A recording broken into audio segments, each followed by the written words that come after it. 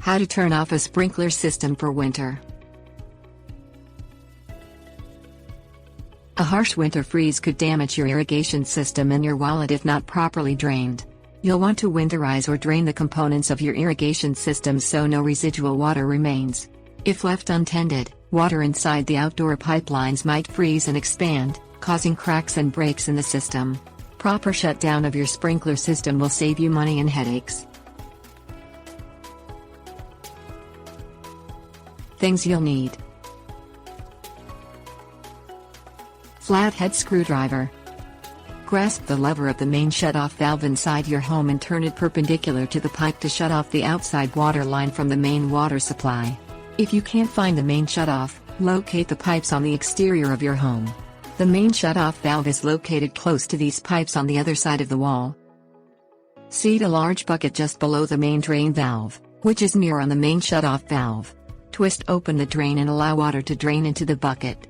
If the bucket fills, turn the drain off, empty the bucket, reseat the bucket and turn the valve back on until all the water is drained.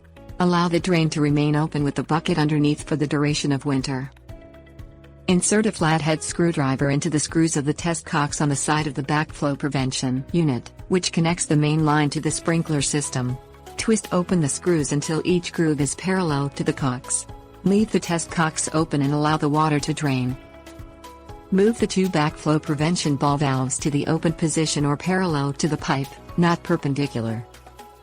Screw off the drain cap located at the bottom of the prevention unit. Allow water to flow from the unit.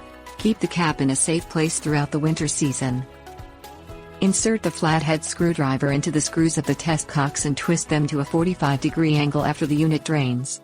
Grasp the two ball valves and move them to a 45-degree angle as well. Locate the sprinkler valve box or boxes in your grass. The boxes house the sprinkler valves and have green lids. Remove the lid and loosen the solenoid of each valve by twisting it counterclockwise. In one of the boxes is the end valve. Open the end valve completely and allow it to drain. Open the box to the controller or timer and turn the unit to off by twisting the knob or pressing the off button.